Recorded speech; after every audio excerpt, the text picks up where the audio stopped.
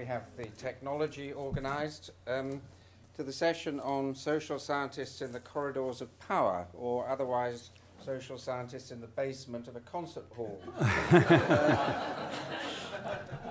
This session, and congratulations on finding it, this session is sponsored by the European Science Foundation and the Chinese Academy of Social Sciences. And we have, therefore, both the two sponsors here, and myself and Professor Huang Ping. The European Science Foundation, for those of you who come from other continents, possibly, or even from within Europe, is an organization with 80 members from 30 European countries.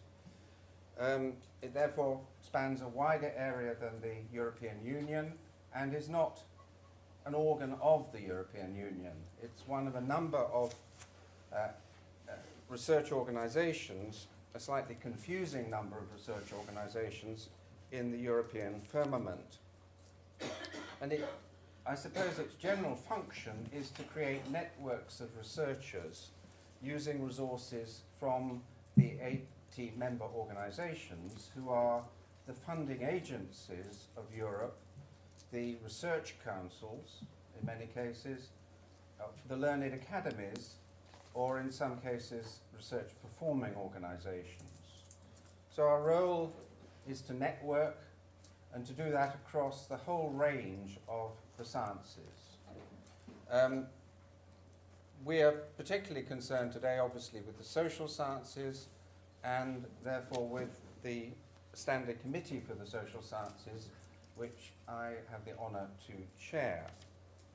And that's one of 5 groups of disciplines covering the whole field of science, including the humanities, who have responsibility for the academic work of the organisation, the European Science Foundation. So we have 30 distinguished social scientists who make decisions about research programs and research proposals in the social sciences.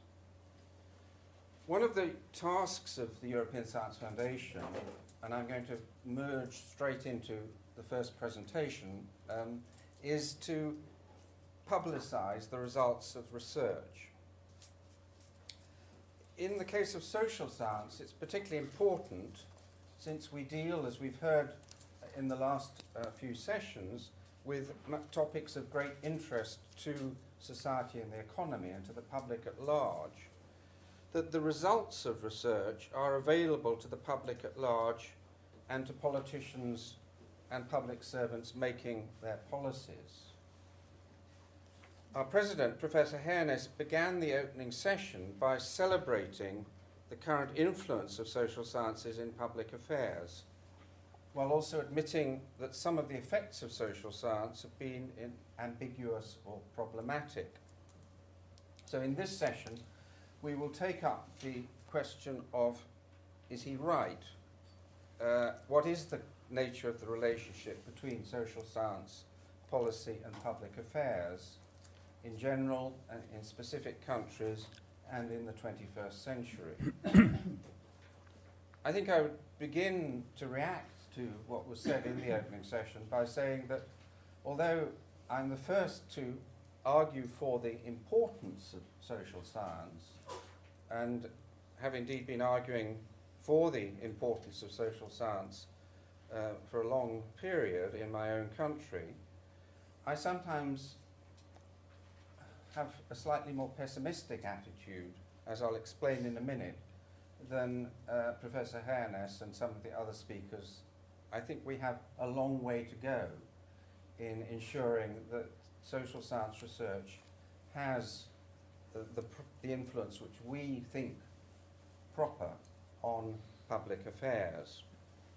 It is certainly true that in some countries social scientists are directly involved and widely involved in government and policy making.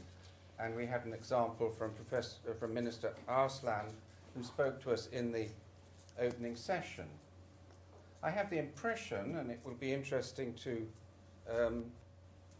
hear whether others agree with this, that this is easier in a relatively small country, a country with a relatively small population, such as Norway and some of the other Scandinavian countries, than it is in countries with larger populations, where, because in the smaller populations there tends to be more interaction, more discussion, more movement between the universities and government and the public service than in some other societies.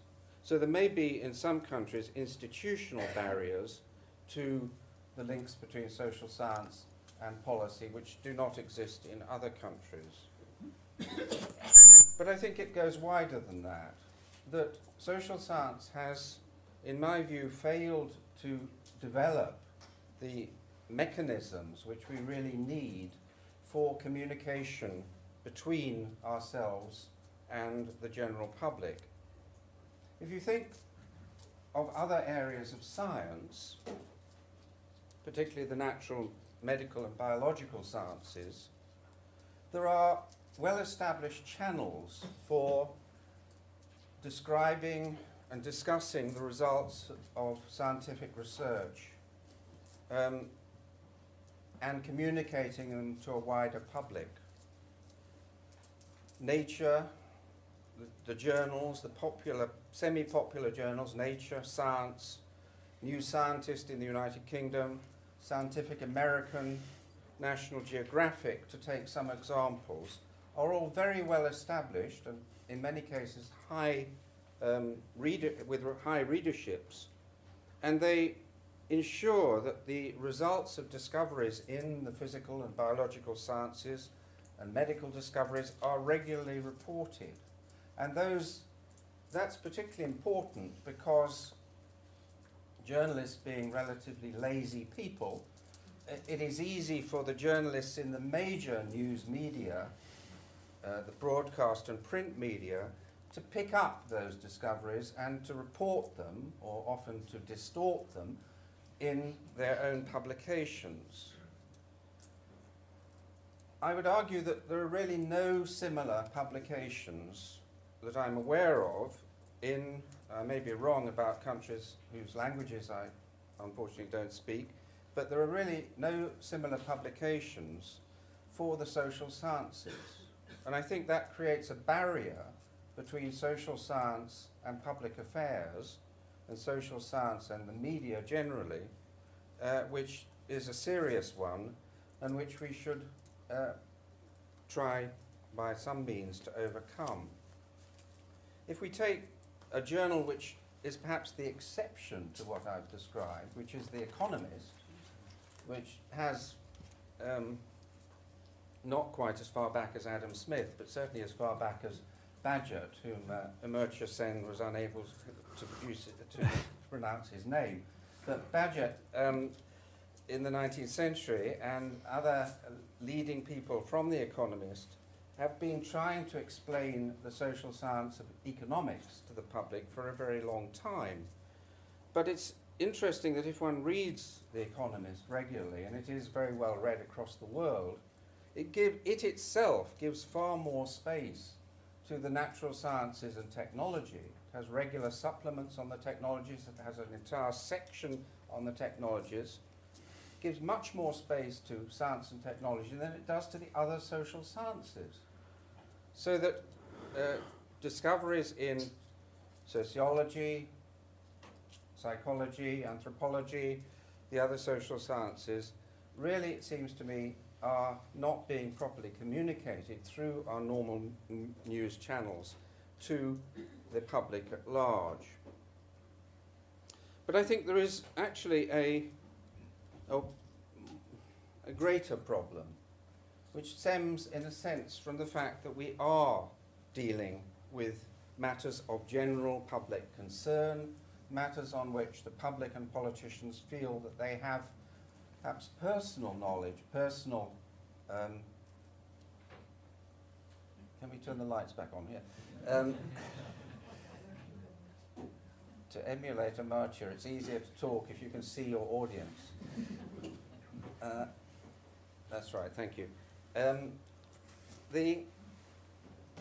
We seem to have a problem which stems simply stems, as I would suggest, simply from the fact, or mainly from the fact, that we're dealing with problems which seem to be known to people in general.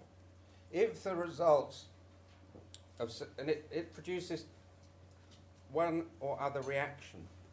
If the results are novel, new, surprising, they tend to be dismissed on the basis of anecdote and personal experience as speculative or unbelievable. If, on the other hand, the results are not novel, if they say what people knew already, they're described as obvious or common sense, and we're told that we're wasting money on research into useless topics. So, either way, the public feels that it has knowledge about the social sciences, that it doesn't feel that it has, where it doesn't feel that it has knowledge about physics or astronomy or medicine. So we're dealing, and have to recognize in our communications, with topics which people feel they know about. And it's therefore unfortunate that in some cases social scientists take refuge in this situation in talking about these topics in language which the public can't understand. I'll come back to that in a second. It is very irritating, of course, to social scientists, although very familiar, when we know that a policy is contrary to the research evidence and won't produce the required results, but politicians persist with the policy, either because they believe in it. We are plagued in my country and in the United States by politicians who believe in things. I don't believe that politicians should believe in things. They should listen to the evidence. But they do often persist in the policy because they believe in it, or because they say that they are bowing to public opinion.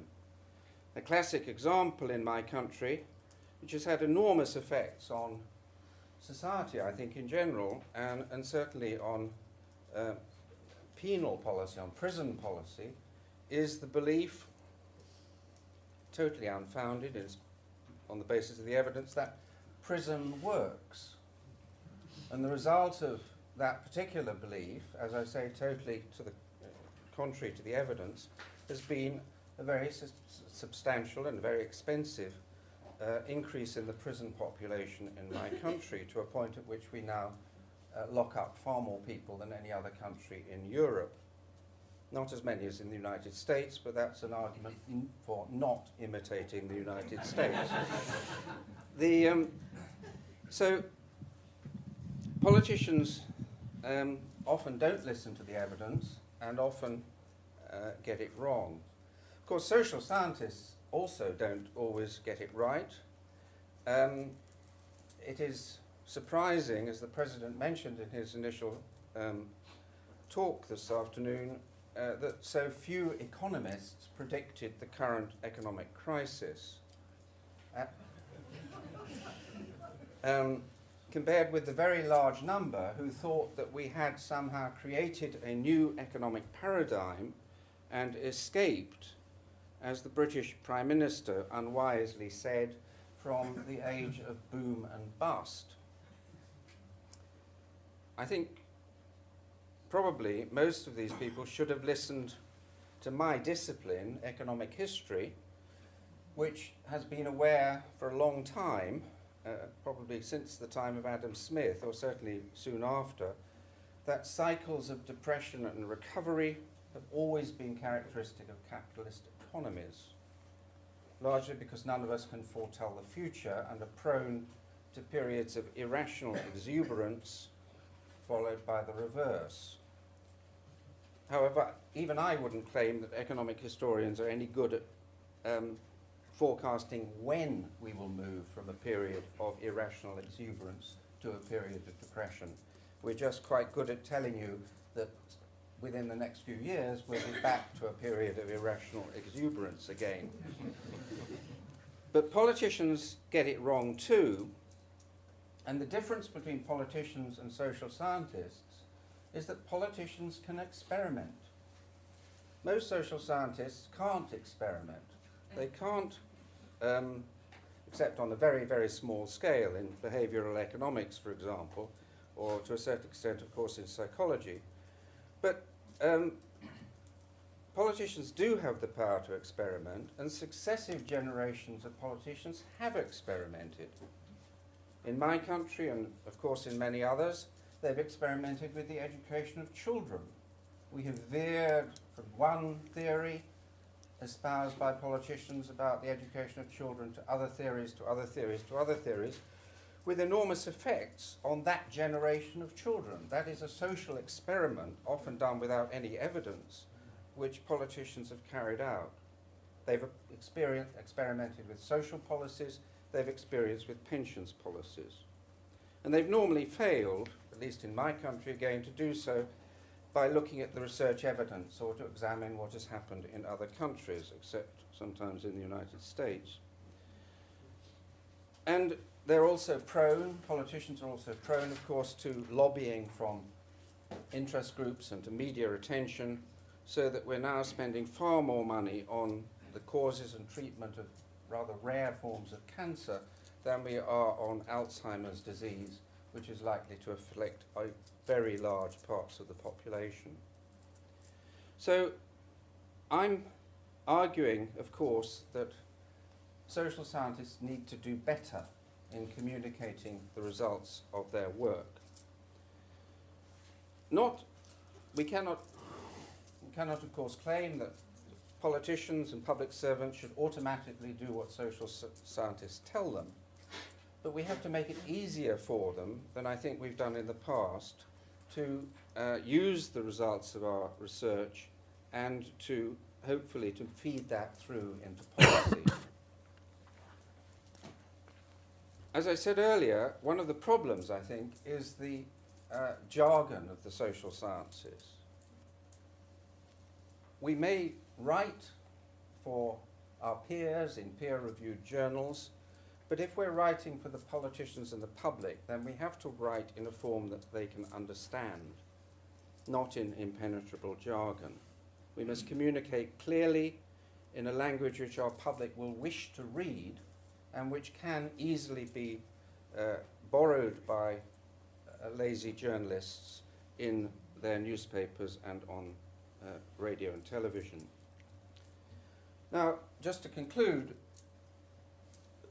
stemming from thoughts of this kind, the European Science Foundation is about to produce, later this year, a position paper on the social sciences in Europe.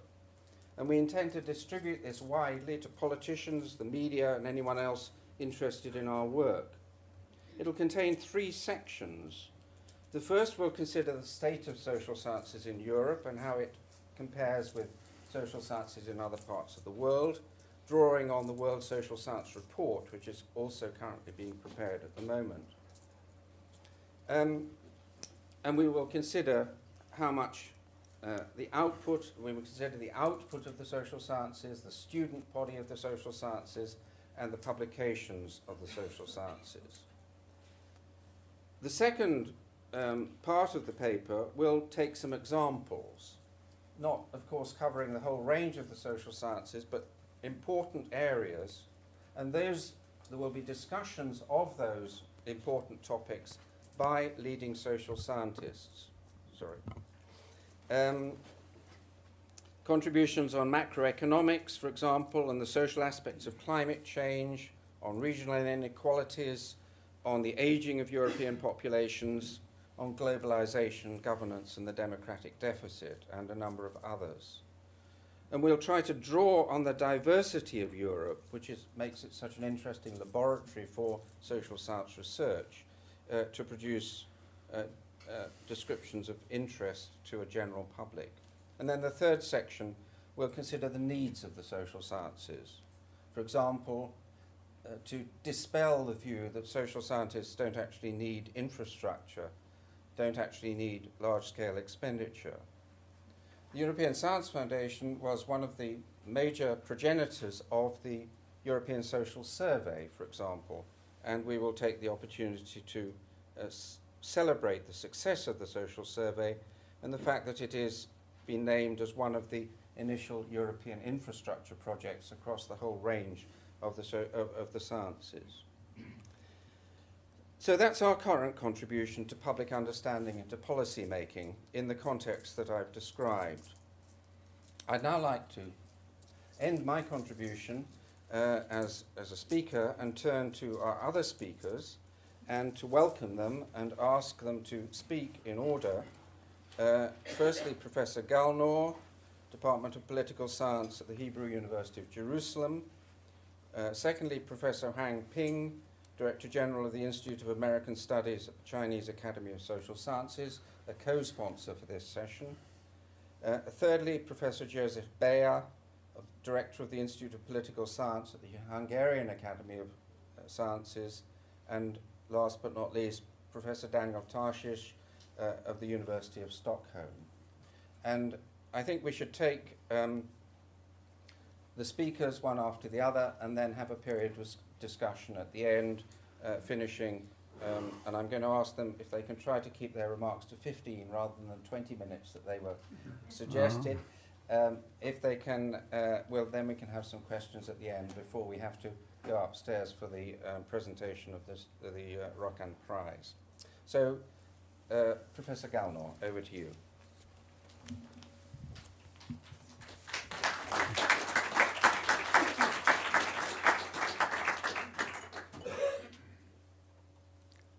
Is this light necessary? I mean, I can't see anything from here. Terrible. Can we turn the projector?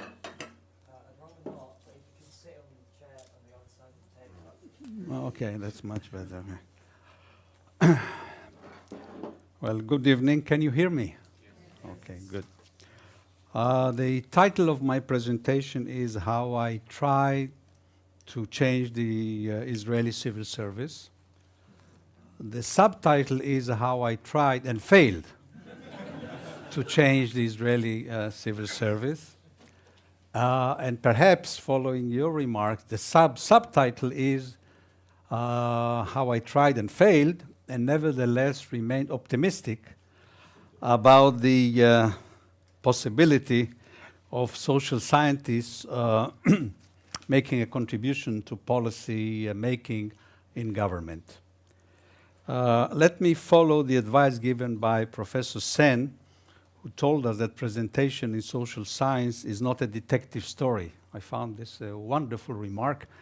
So the conclusion of what I'm going to say is that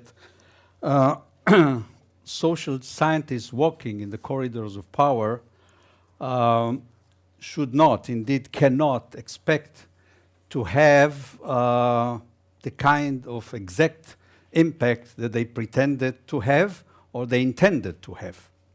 Nevertheless, impact there is. It is sometimes disguised, sometimes well disguised, and it has to be taken in a context. Now, I'm going to run quickly through the Israeli experience because, first of all, I'm not sure you are interested, and I've written about it in English, so anybody interested, I would be happy. And I'll try to get quickly, within 15 minutes, to some of the conclusions for this stormy experience that I had. Luckily, it's already a decade ago.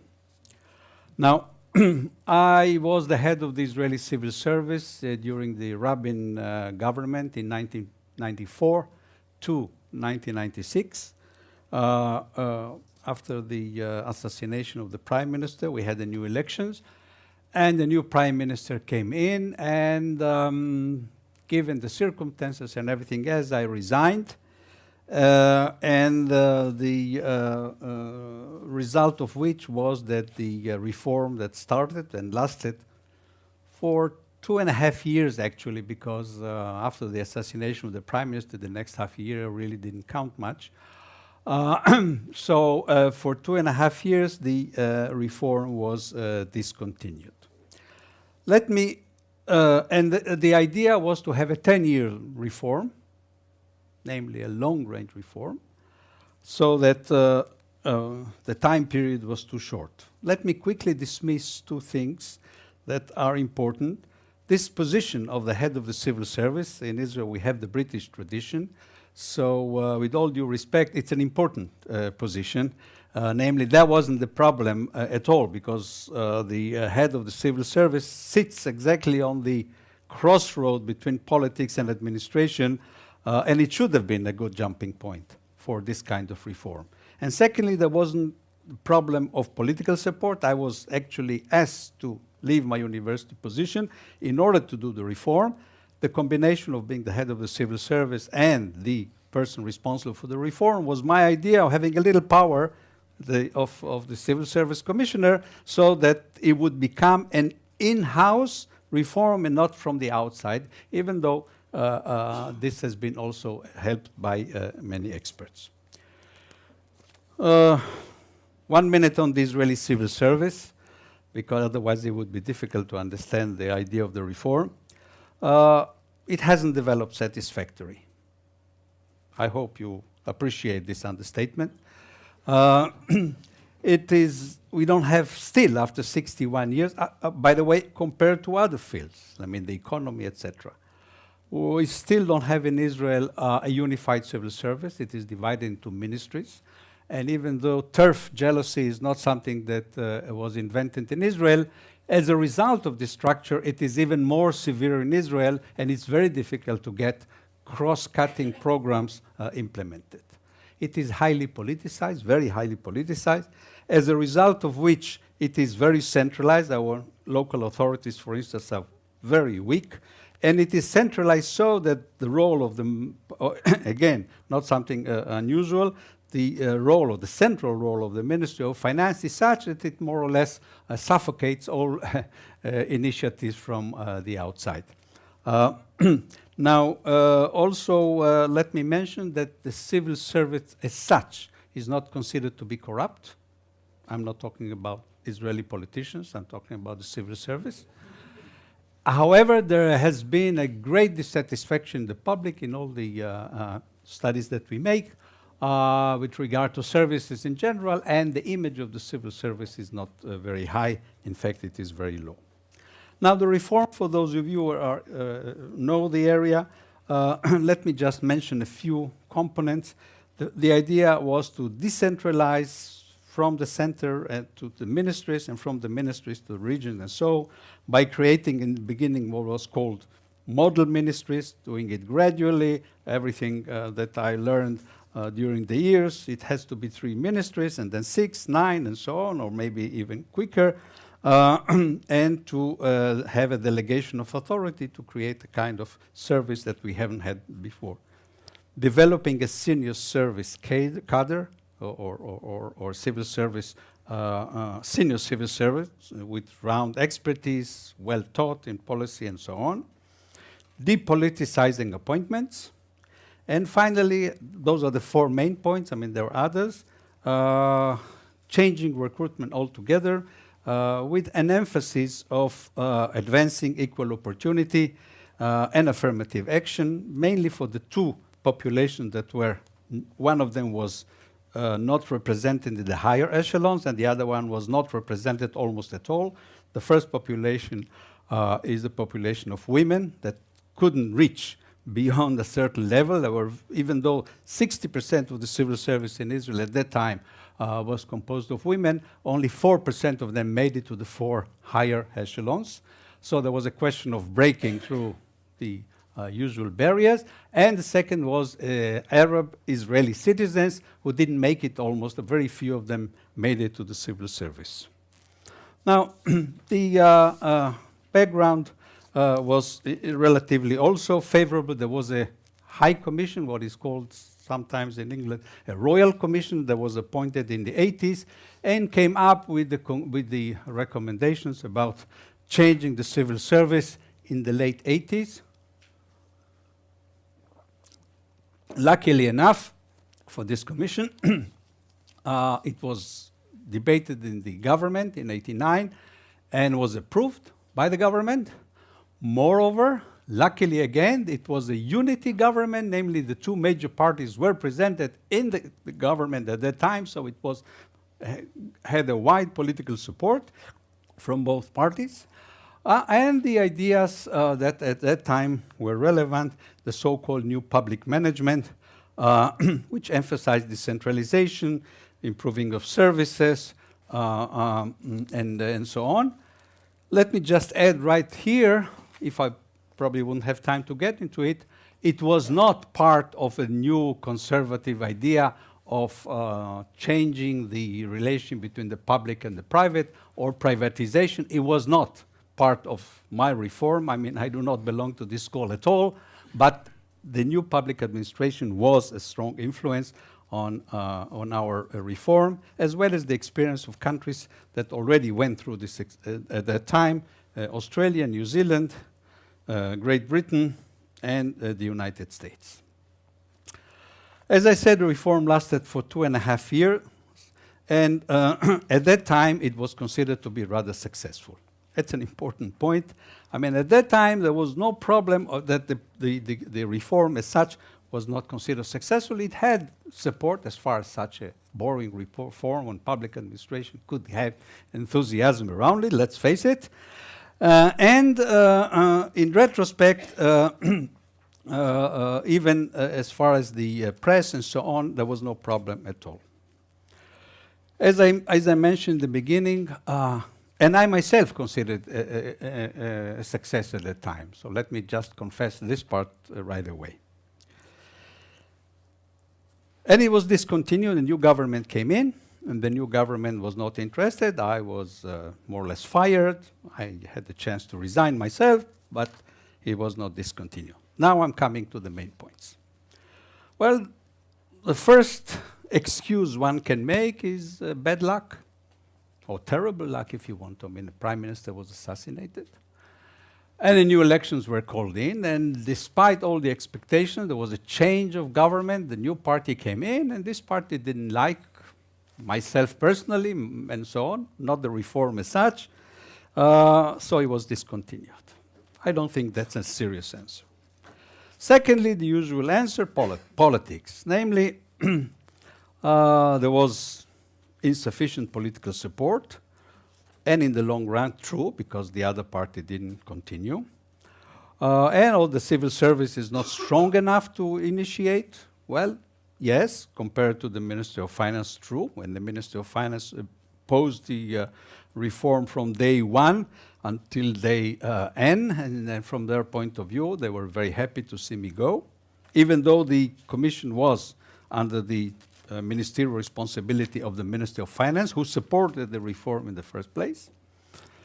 There was opposition from the workers' union, because the workers' union at the time were weakened, so that they actually were not strong enough to be an ally.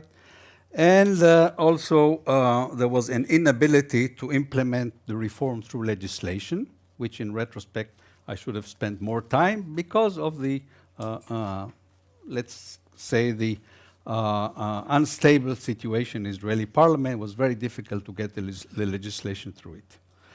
Now, 3 minutes, okay. So now let me get into the conclusions, which I think are not just for Israel. First of all, I mentioned that the new public management ideas were taken as they are. So the first lesson, the obvious one, you cannot transplant something and just take certain parts without regarding the context, in this case, the ideology. It was taken as a new conservative idea, as if it did include privatization. It did not include, as I said, and it was very difficult to disassociate what happened in, let's say, Great Britain and so on, and in Israel. Even though we were very careful not to copy the American experience, we didn't call it reinventing government. We rather used the more modest British approach. You know, they called it next steps. And those who didn't know what the previous steps were didn't even know what they were talking about. But that's typical, of course. So we called it change-generating steps, as vaguely as we could, so not to create too much opposition. As such, the NPM was... The lesson that I learned is that, first of all, and this is important for social science, one needs a theory. I mean, the advantage was that there was a package. And it was a clear-cut package with some of the problems that I mentioned. I think it was Lenin that said there's nothing more practical than a good theory. And my experience in government, by the way, it wasn't my first experience in government. My experience is that there is a real advantage to a social scientist who has an idea, a concept, what he or she are looking about. The need for long time mentioned by the chair, I think, is absolutely important. Political time is something else. It has its own alarm clock, not just a clock. It has its own alarms. And finally, it's not so much the gap within our theories and our concepts and reality. I don't think that's the main problem. The main problem is how we manage to understand the constraints of politics so that we are not running into kind of barriers that I ran in continuing this reform. So finally, Mr. Chairman, in this case, it's less the what of the social science, because those ideas were good, and in fact, some of them actually did succeed. For instance, we recruited many more Arabs into the civil service, and the percentage has been increasing ever since, despite the new government attempt to stop it. The number of women now in the top echelons of the Israeli civil service reached 10%, which is very good by any standards. The other parts were still lagging behind, but I still find it going, even though after 10 years, it is already not mentioned by the name, or my name certainly not mentioned so on, but you have this wide satisfaction of watching your ideas expressed in a different social science language by others, in a different social science. That's a problem of our concept and so on. So to conclude, let me just say the how here is very important. The allies, the way you build the allies within the political system is the thing that you have to do in order to secure continuation. You have to start remembering that you're probably going to stop midway. So my final conclusion, as I said in the beginning, is that social scientists walking the corridors of Paris should not or could not expect to have the kind of impact intended. Things change slowly. So the most important thing is to use the old Chinese proverb, it's a long journey, it's 1,000 miles, it starts with a single step. The importance for social scientists is to make sure that this very single step is made in the right direction. Otherwise, you go in the wrong direction 1,000 miles. Thank you.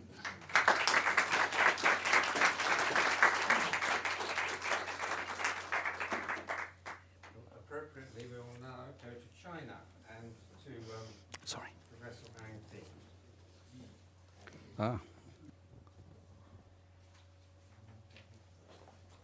Is that okay now? Yeah.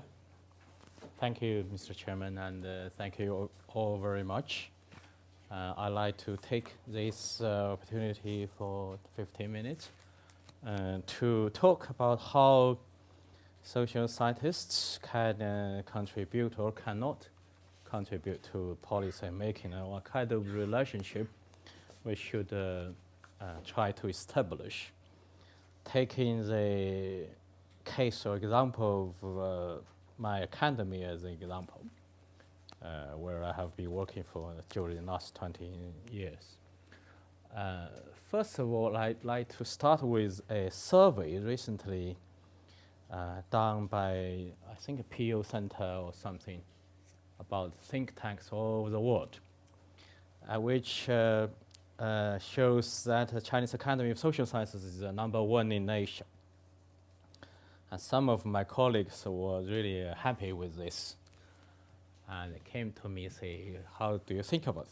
I say, be careful. If you look at the whole ranking of the think tanks all over the world, and my academy only was listed as like number 55 or something, which was not really high.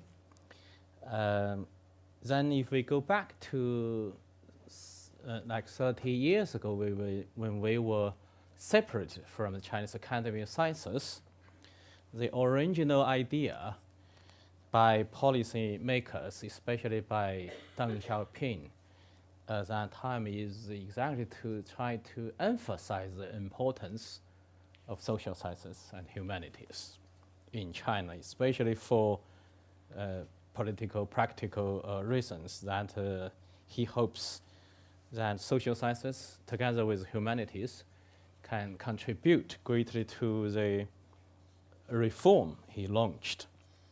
Therefore, he separated us from the sciences.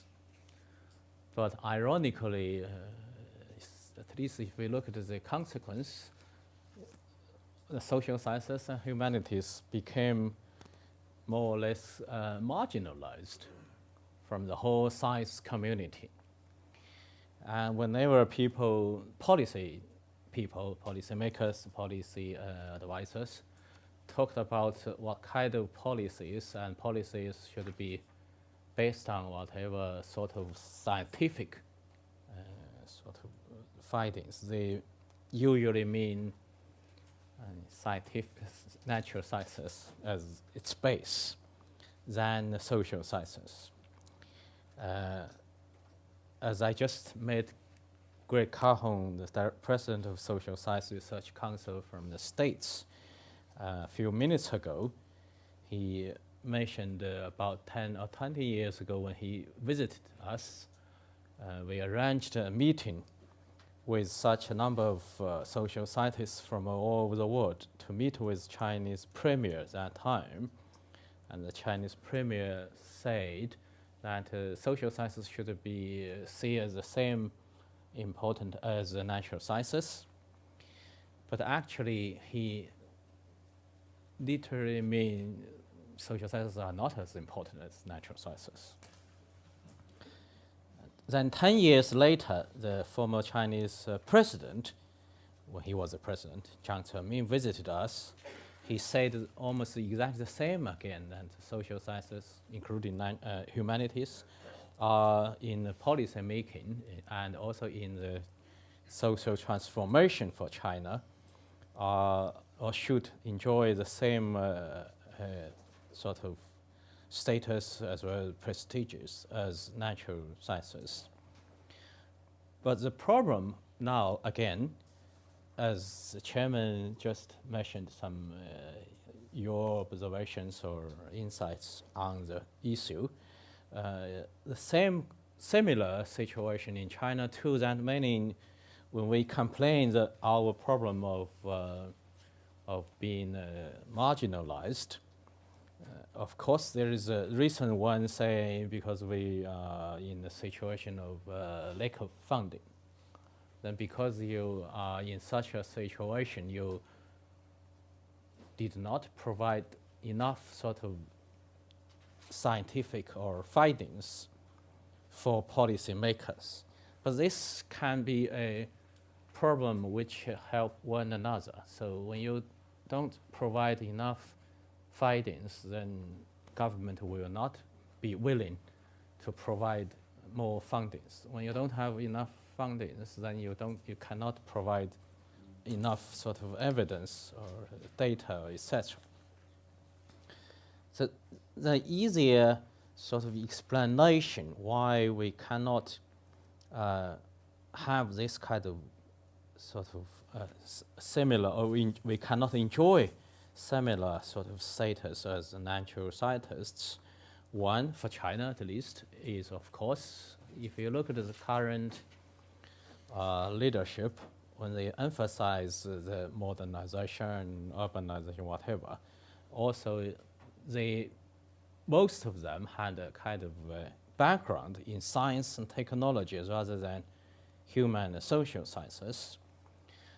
Secondly, for this kind of current programs, usually we have too many sort of schools, too many different types of suggestions, and politicians would say, we don't know we should listen to whom, since you provide different types of options.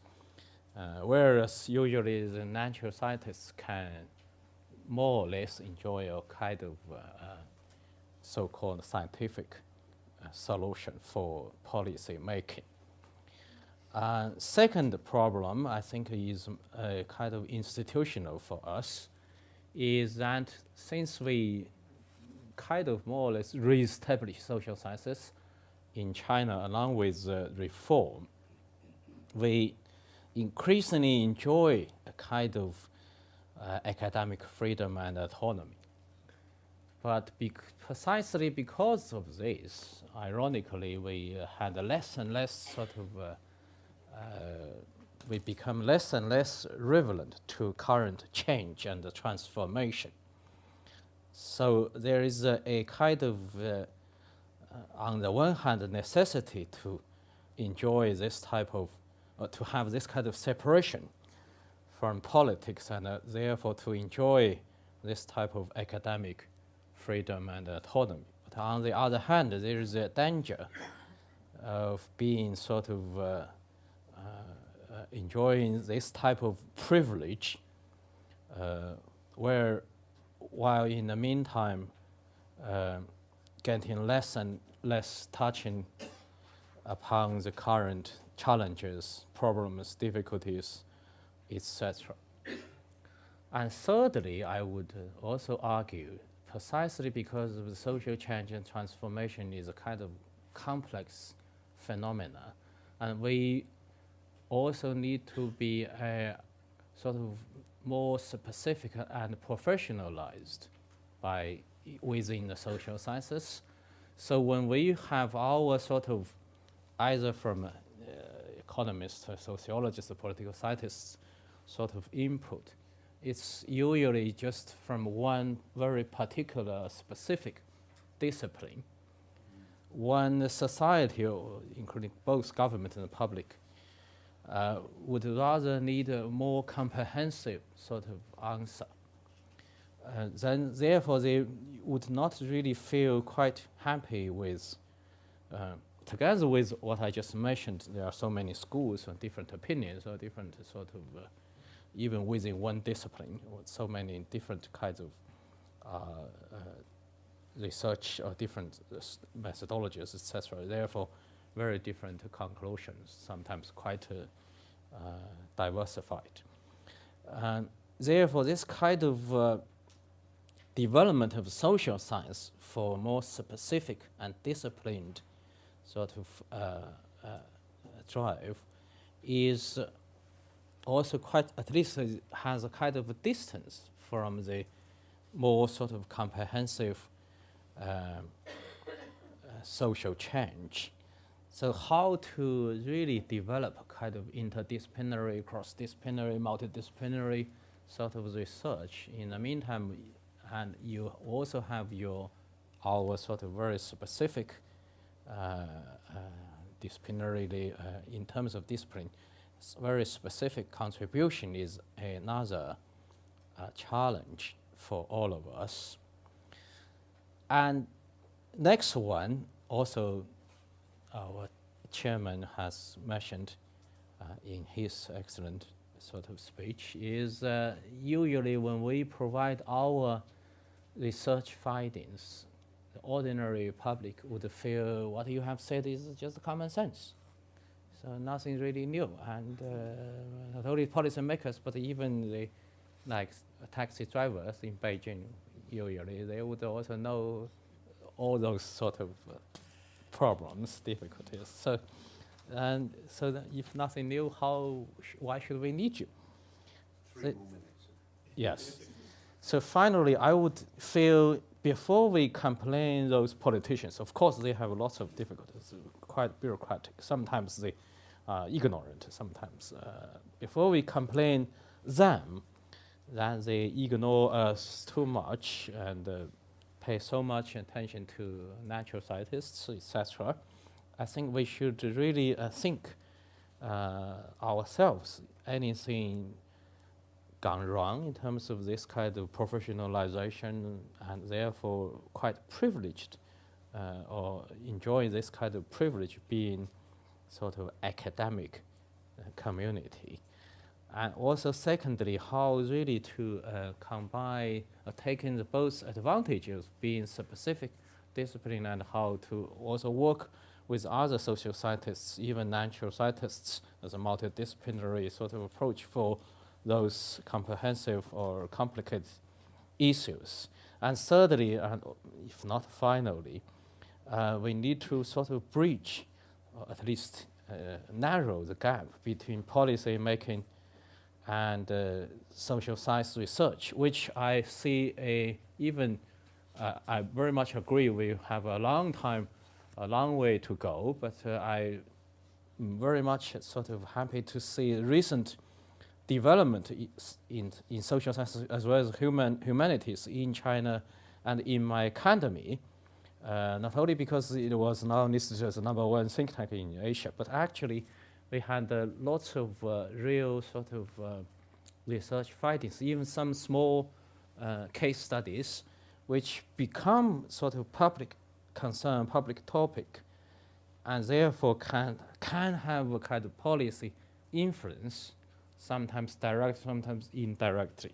So before I finish, I should also emphasize, even as academy, as a think tank, but also as a Center for Social Science and Humanities Research, we also need to remember perhaps our basic role is not always have an immediate sort of influence on policy making, but rather a longer term, for instance, when you provide real sort of research for students, for younger generations, then you can see the impact in the long run.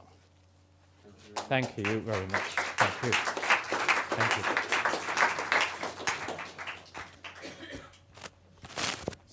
Thank you very much. And now we will now move on to Professor Bayer, and he's going to talk about think tanks and policy formation. So we have a European perspective to add to the Chinese, very interesting Chinese perspective.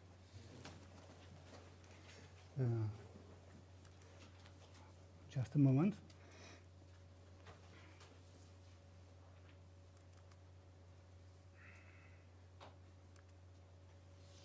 So that I can see what I have. And dear colleagues, I should like to speak about changing context of social science research in our country, or in our region at least. It is a general mistake that in earlier state socialist society, social science was not needed.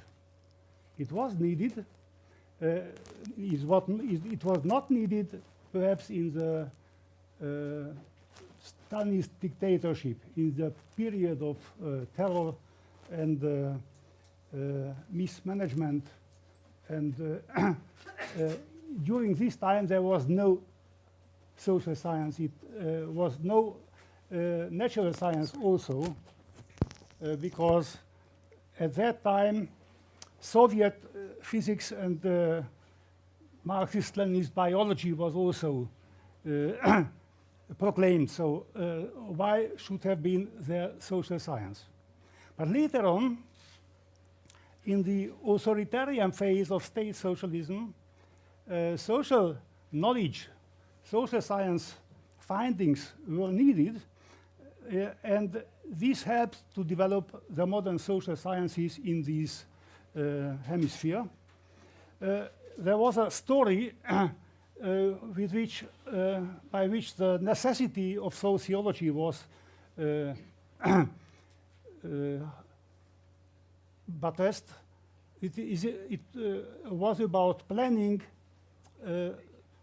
a steel plant in Siberia and planning a textile plant in Siberia, both in big towns of 300,000 people, but about 300 kilometers from each other. There was an inbuilt unhappiness because families could not live together. It is a very primitive argument, but shows that in a planned society, if there is a minimum responsibility of political decision makers, they need social science and social knowledge. But the structure of this social knowledge or social research was quite different from that of a pluralist democracy or a modern society. In authoritarian societies, actually, political loyalty or even personal loyalty was very important for trust, for use of social knowledge, social science. And this is a model which was described already by Machiavelli in The Prince. The advisory board or the scientist as advisor of for a decision maker played a very constricted role, and nevertheless the responsibility was at the prince, and he did not tolerate dissenting views. And this is the model which worked also or existed under state socialist times, with the exception that there has been, of course, not only high-rank social scientists or persons who give advice, but there have been organized scientific institutions, background institutions behind ministries, different branches of government, high offices, etc. Now, this has been changed after the system change, because in a pluralist society, more alternatives are open, and a lot of policy options emerge, which needed and will be also discussed publicly, need public discussion. And there are different political forces, different parties, interest groups who look also for arguments, and they often take it from social sciences for their programs, for their policy alternatives, for which they fight in the public space. In this way, the context of social science research has been changed, and the model of big science or strategic or policy studies came up. The financing of the research institutions of social science research in general has been changed also. They have they receive their resources on ground of applications at the public tenders about social science endeavors. And this is, even if the general support for research and development is lower than in earlier times, it is more concentrated. Not as much basic research is needed in social sciences as in earlier times on a disciplinary basis, but rather overarching knowledge production for different fields which are usable, which are used for planning, for getting through political programs, etc. You from Israel explained how you failed with the reform of public or civil service. The same happened also in Hungary, with the exception perhaps that the different governments, every government served 4 years until the last time, disorganized civil service thoroughly, so there was no possibility of any reform on this ground. You could have very clever arguments and theories about civil service, but the political struggle was so fierce in Hungary that no government had trust, had confidence in the civil service which served under another government. So it is a very big problem. Now, coming back to the new structure of big science, I think that research institutions play an important role further on, but very many independent think tanks appeared, partly such institutions that have been dissolved in earlier times could live through on the market because the need for market research, the need for economic analysis, the need for reform strategies for certain social projects was there, and there are now many institutions who can pay for it, not only the government. So it is an important change that with political pluralism and with marketization of the society, of the economy first of all, many decentralized units for social research appeared as well. Well, I would like to speak about the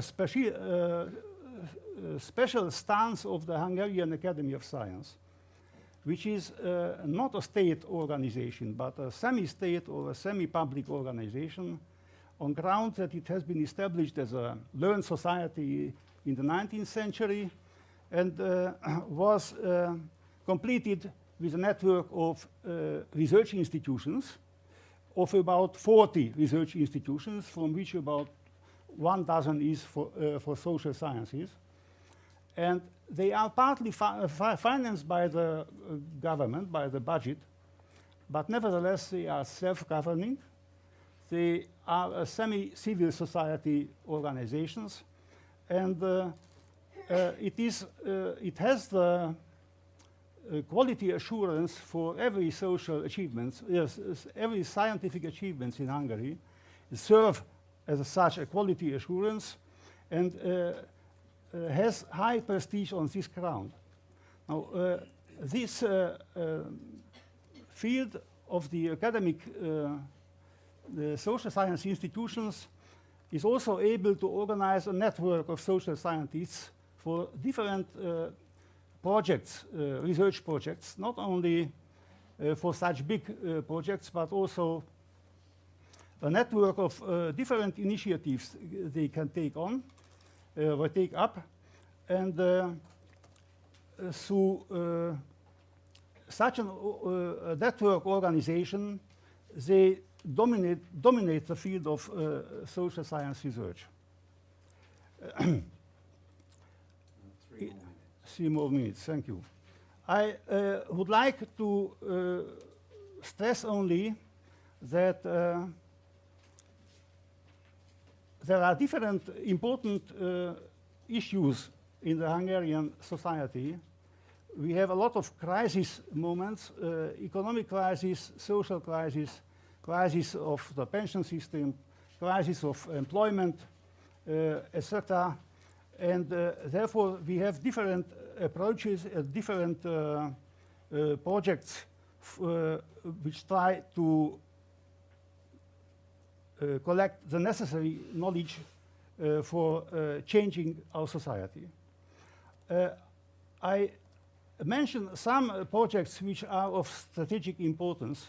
The one is the long-time energy strategy based on renewable resources, ecologic or green economy, sustainable agriculture, and food security, which are the only rich resources for Hungary, the same water management and irrigation systems, etc., educational reform, and the like. It is very important that the academy and also university institutes are bound now into European frameworks and take part in common European projects. You mentioned the European Social Survey. Our institute manages it, and together with the Institute of Sociology. But there are also many other such projects. The OECD initiated, for instance, a social indicator for global partnerships, which measures progress, social progress, sustainable development, etc. So let me conclude with some closing statements. I think that the research, social science research, changed significantly in the last 2 decades. Political control and censorship over social science research largely disappeared, but tolerance towards alternative theoretical critical approaches is still very low. The second, policy-relevant research initiatives are encouraged and financed through public sources on ground of a tender system.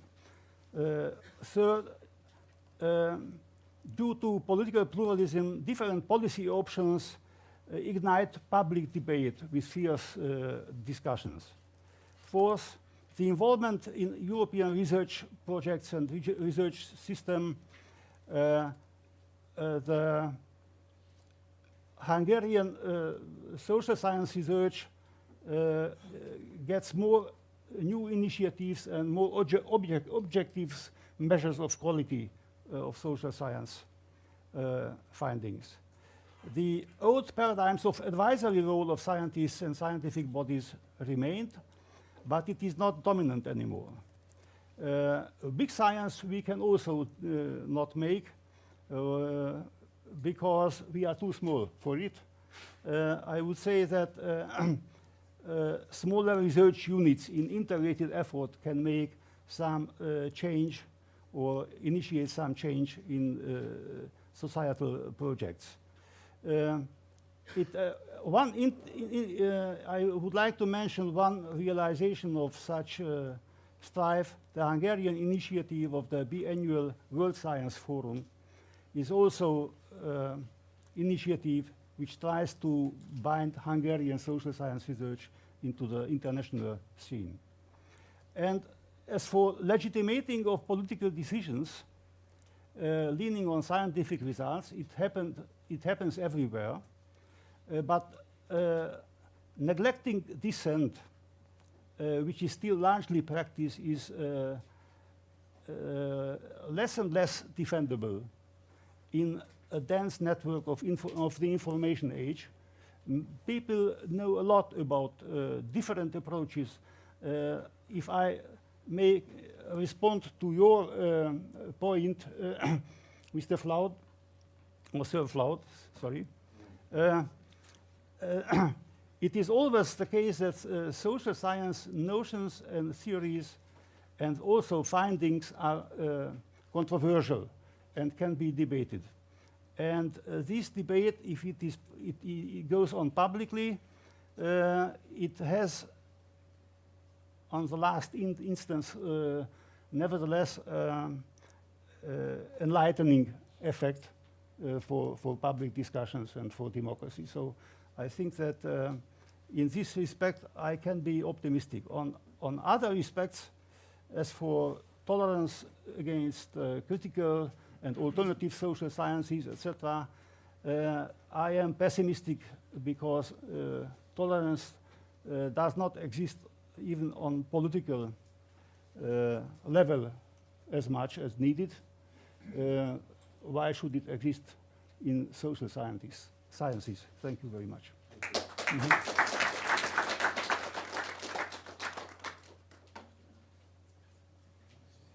And finally, Professor Tarshish from the University of Stockholm, who has a long career both in the university sector and in government, and as Secretary General of the Council of Europe between 1994 and 1999. Professor Tarshish. Okay, I just press. Next. Okay, okay. Fine. So, there has been a pessimistic streak running through all four interventions so far. Now comes the optimistic finale to cheer you up. I'm going to say that social sciences are extremely powerful, influential, and important. But taking a somewhat different tack, perhaps. I apologize for the very bad quality of the picture. This is the C.P. Snow's famous novel from the 1950s. I assume that the title of this panel stems from this book. It is a very good title. It is not a terribly good book. I reread it, so it's you needn't do that. But basically, it describes how scientists influence the prime minister and ministers in Whitehall on very important political matters. Now, I think the main point and the reason why I show the picture is that you'll see the corridor, it's almost empty. It is empty, in fact. It's not almost empty, it's empty. And this is a very important point. There were very few academics in the 1950s. There are lots of them now. From my own country, there are now as many PhD candidates at Swedish universities as there were pupils 50, 60 years ago in high schools, in secondary schools. There's been a dramatic academization of society in the last half century. So, and central bureaucracies today are absolutely teeming with PhDs and university graduates. They are all over the place, and it's not only central bureaucracies, it's also further down the ladder at local level and in agencies. I had an experience of local government, of being an elected official in local government in the late 60s and early 70s. Very dramatic period, because at that time the local politicians they had been alone in local government, and suddenly there was this invasion of young university graduates coming out, and they established a kind of a school. They sought to teach the politicians what they were expected to do. They told them what the law said. They told them what the recent theory said. There was a perfectly educational situation in which the university graduates made the politicians into pupils. And there was a very strong spillover from this through this process. And my point is that there are various channels through which the social sciences influence decision making. We've been discussing it a bit. So it's been intimated in previous presentations also. There is direct participation, certainly. Social scientists take part in decision making. But it's also the power of concepts and paradigms, ideas, theories, particularly very simple theories that are taught at universities that then penetrate into political decision making. And there is something which I would like to call alumni power. There is the power of students, former students that join the decision making structures. Of course, we can always think of illustrious cases of social scientists actually being in power. We have Woodrow Wilson, professor of and president at Princeton. We have Schumpeter practicing, who was a minister of finance and then a banker, not very successful as a banker. We have Kissinger reenacting the policy of Metternich, and we have last week one of our colleagues, a professor of international relations, was made Minister of Foreign Affairs of Turkey. So there are many other examples, of course, of such illustrious people. But where Snow saw the power of scientists in the influence of a few brilliant scholars, not only social scientists to be true, also scientists, I would see it mainly in the massive impact of academization on our societies. And I would like to take two examples of this. Two specific processes with strong roots in academia are globalization and Europeanization. When it comes to globalization, this is a process, a change around us, which is brought about very much by people who have academic training. Not entirely, but to a very large extent. People who have been trained to master foreign languages, to understand foreign cultures, to communicate with this famous the other, who share common idioms and conceptual tools with similarly trained graduates from other countries. The various disciplines are international fraternities, sororities of people knowing the same standards and tools and jargon, and they are active users of the web. So this is the academics are extremely active in bringing about this tremendous international change that we have seen. Europeanization is a bit a local version of the same thing. Essentially, the harmonization, bringing together of European countries, creation of common standards in Europe, a lot of more exchange, patterns of interaction in different forms, which has been very strong in recent decades. And this is also, to a very large extent, I would submit, a product of academics. I had the vantage point of being in the Council of Europe in the 80s and 90s, when the Central and East Europeans arrived. This was the first port of call, so to speak, for them in their effort to reconnect with European structures and rebuild sort of a connection, European connections to their countries after long decades of isolation. And one thing that struck me was that so many of the Central and East Europeans that came were academics, were professors, were scientists, were scholars. And they were particularly able to play this role because they had, unlike most of their compatriots, a previous exposure to foreigners, to other countries. They had a training that made them able to be pioneers in this very important development. So the professors were the first to break through the Iron Curtain. This blurred picture is President Constantinescu of Romania, a former rector of Bucharest University. And he once told me how you go about forming a government. Very easy, he said. You just take all the university rectors of the country.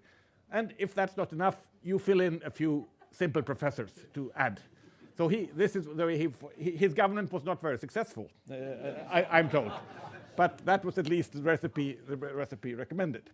And he has the great merit of illustrating my thesis. So in conclusion, I would say, there has been a strong push of the social sciences in the corridors of power, but not perhaps through sort of single soloists coming in and sort of whispering in the ears of the prince, rather by the performances of huge orchestras of lots of different people. Professors exercise, I would submit, power mainly through their many envoys embarking on the long march through the institutions. And let me finally, if I have 1 more minute, Sir Roderick was very pessimistic about politicians taking advice from social scientists. The example was from the criminal policy. Well, perhaps, but I would perhaps nevertheless add one thing. Perhaps the politicians are not entirely candid and sincere in declaring what their objectives are. Perhaps they have a somewhat broader set of objectives than what is actually put on paper. And then measuring efficiency would be more difficult, because efficiency can only be measured against the objectives. So if we assume for a while that the objectives might be more complex and more ramified than what is actually there on paper, then perhaps the efficiency of the policies might sort of be set in a different light. Perhaps. We don't know. On that note, let me end my contribution. I think the power of the social sciences is considerable, but perhaps not exercised through these envoys that C.P. Snow depicted in his novel. Thank you.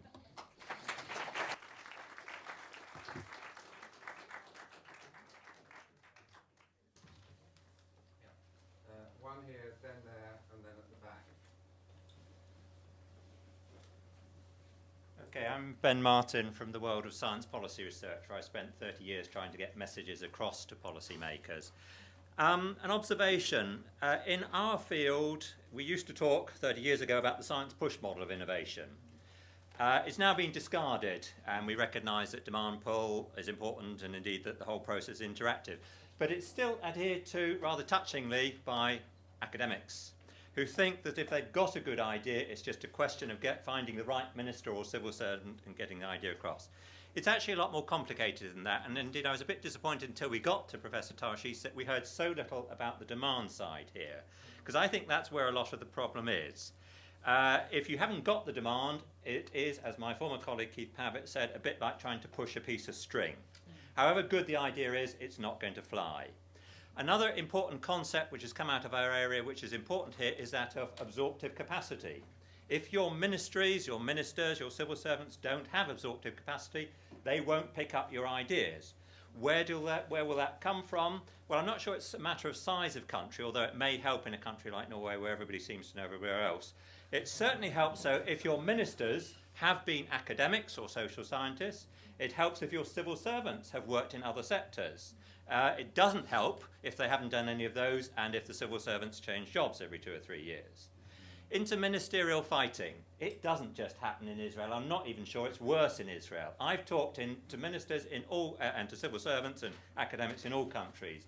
Moscow, Tokyo, Washington, and I cracked this joke about the UK, about they spend all their time with this, we call it the territorial imperative sometimes.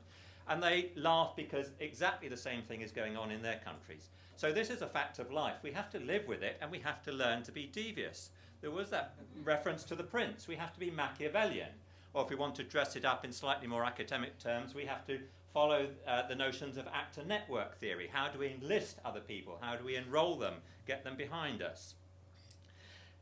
At the start, we also heard something about compromising, and this is particularly important. In a political context, you've got to compromise. It may be compromising about timescale, about cost, about when things happen, and so on. But if we do that, if we don't do that at all, we're ignored. If we do it too much, we lose our reputations. What is the optimum balance there? That's hardly ever discussed. Unless we get that right, we won't get any of these messages across. Thank you. I think we'll have 2 more points, and then I'll ask the panel members if they want to comment. Yes, yes. Thank you. Charles Perot from Yale University. There were 2 underlying themes in Mr. Ping and Mr. Turchi's, is that, talk that disturbed me. Mr. Ping said that once the social scientists were freed from government control, they stopped looking at social problems. And that's rather distressing. They probably just did theory. With regard to the last presentation, I know that academics are heavily involved in the U.S. in the meltdown. You could almost say they caused it.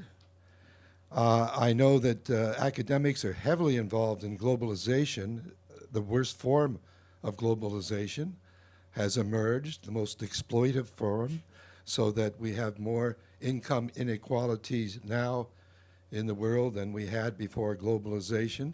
So I'm a little disturbed if we let social scientists loose in the corridors of power.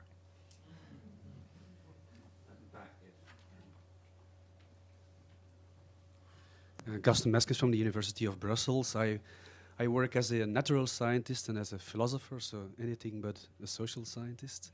And to me, I'm sure it was not meant like that, but corridors of power sound a little bit sneaky, like behind the scenes. What about acting visually on the platforms of power? I'll explain why I say that. It's my topic of research is what I call the performativity of the science policy interface, both in terms of fairness and effectiveness. And I do that on the with the case. My case study is the climate change process of the United Nations. I mean, the word climate change have been mentioned a dozen times at least today. So if you look at what kind of scientists act there on that science policy interface, then it's most of them are natural scientists and engineers who act as rather self-confident scientists in the way they present the way they explain what the problems and the solutions are. Then you have a lot of economists and a few sociologists. And they really act through the corridors of power because, I simplified a little bit, they mainly act there as consultants. So what I miss there, and I'm not the only one, is a kind of reflection on the possibilities and the impossibilities of how science could inspire and eventually steer politics. So I think both natural scientists and social scientists could join reflexive forces and bring some reflection also there on these platforms to what I call close the gap between the science of the problems and the politics of the solutions. And I would like to know what the opinion of the panel members is on that. Just one quick comment here, and then we'll have comments from the panel. Yes, very quick. Alberto Martinelli, University of Milan. To Sir Roderick, you say that social scientists, with some exception, cannot experiment. Policymakers can. But as social scientists, we can experiment, reflect on the experiments of policymakers. So I mean, that's quite clear. To Tashes, I think that when you say that there is an academization of governments and bureaucracies, well, I think that it is important, but what do we have to? He wants to answer my question. But the problem is, do these people immediately get the attitudes of the bureaucrats, or they maintain the critical mind, the commitment to consider different options of the scholar. That's the point, because otherwise it makes no difference. If they are socialized very quickly to the bureaucratic mind, it doesn't make difference. Thank you.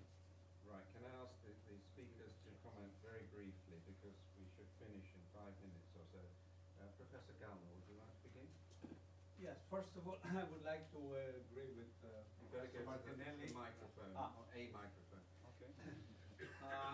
Yes, I wish that we send those emissaries to the government, both to politics and to the public administration, and they remain as open-minded as we send them. I met my students there, not once and not twice. Something happened to them, and I agree with you completely. So it's not enough in itself. Now, I would like to address the question asked by Ben Martin. Did I get your name correctly? Of course, good ideas are not enough. I mean, we know that. I mean, it's difficult to get good ideas, and by themselves, they don't sell. However, if I understood you correctly, demand here is what you say the main problem.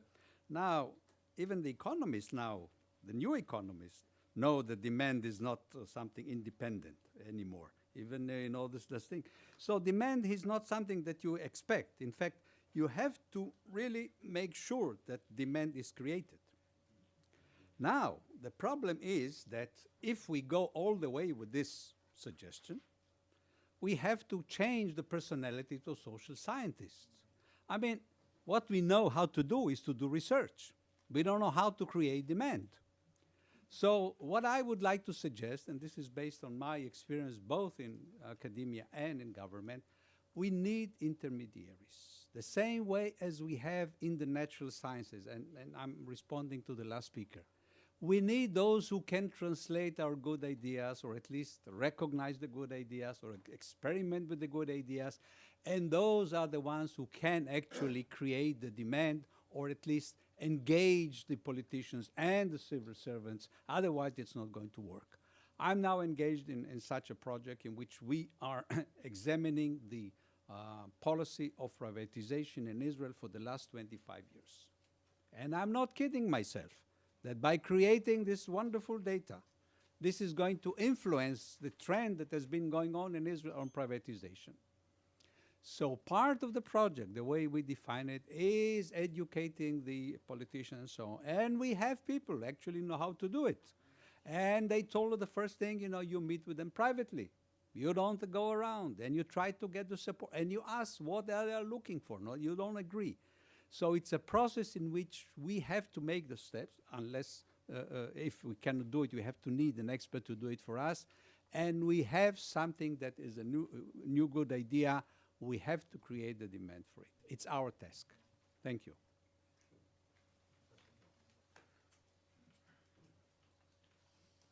Very quickly, I'm very actually also optimistic about the role of social scientists and also people in humanities can play and actually have already played, even only taking the example of Chinese academy social science. Secondly, I should perhaps very briefly mention a book by a young British recently, Mark Leland, who published What Does China Think? He tried to understand how Chinese social scientists have contributed to policy making. Thirdly, about the demand, of course, it's I think it's crucial also we see the demand all over the world is increasing very rapidly along with whatever challenges in crisis. The same in China too. So we saw the huge demand, but then how we social scientists can respond to this. That's why my talk mainly is a sort of self-criticism. That's finally to do with how we can be still socially, let's say, relevant. Partly, perhaps this is something to do with the transition phenomenon period, because in the past we were sort of systematically in the sort of institution which asks you to must be doing this type of policy studies. Then when we have this kind of academic autonomy or freedom, then people, seemingly some of us, perhaps including myself, in some period of time, feels there's no need for you to look at those technical or current issues. Why don't you enjoy the freedom than to look at the issue more sort of theoretical? Of course, you cannot be in either way. Of course, also you ask in the long run or academic how actually essentially this kind of academic freedom can actually provide more sort of intellectual contribution. But my point is, if we don't aware the possible sort of danger of being either extreme, that could be a problem for social scientists. Thank you.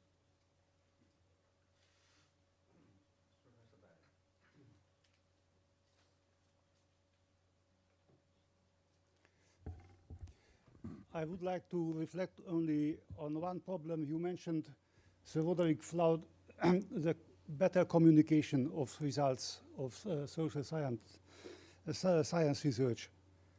A good example, the Hungarian Academy gives or founded a prize, an academic prize for journalists who popularize social science or also natural science results.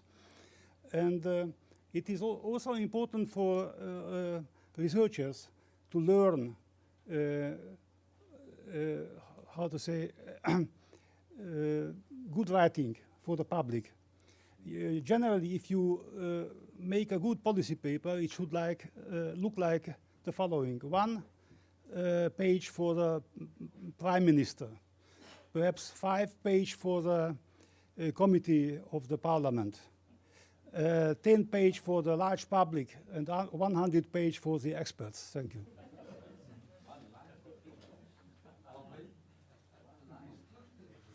Well, I mean, first, is globalization good or bad? I mean, in my mind, it's basically good. It has lifted billions of people out of poverty. Of course, it has created a lot of problems, and it has created employment for social scientists for a long time to come. I mean, we have a lot of things to study. So I mean, basically, I'm in favor of globalization, although I see the many problems involved. Now, second point,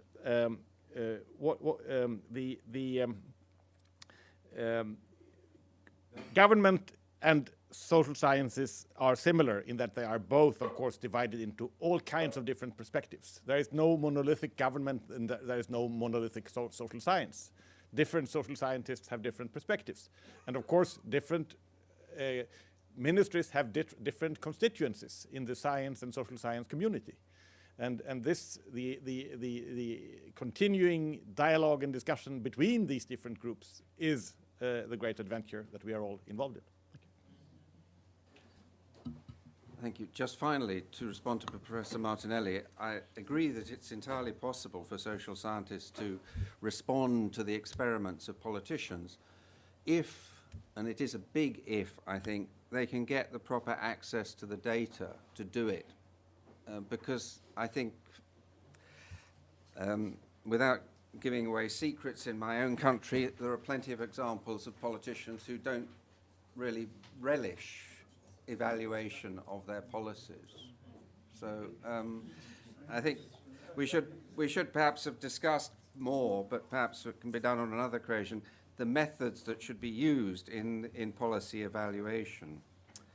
But I come back and I think Professor Bayer's exactly right. The importance is that in order to create the demand, as was mentioned, we have to communicate properly. And we have to be prepared to communicate properly. We do have in the UK, I said I was rather dubious about the media communication of social sciences. We do have one very good program on a relatively narrow radio channel called Thinking Aloud. And the presenter once told me that he once talked to a social scientist and said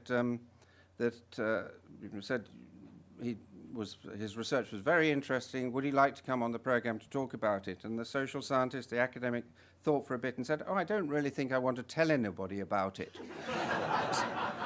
So we've got to get rid of that attitude, I feel. We've got to tell people about it. Anyway, thanks very much to all the speakers, and thank you for your contribution.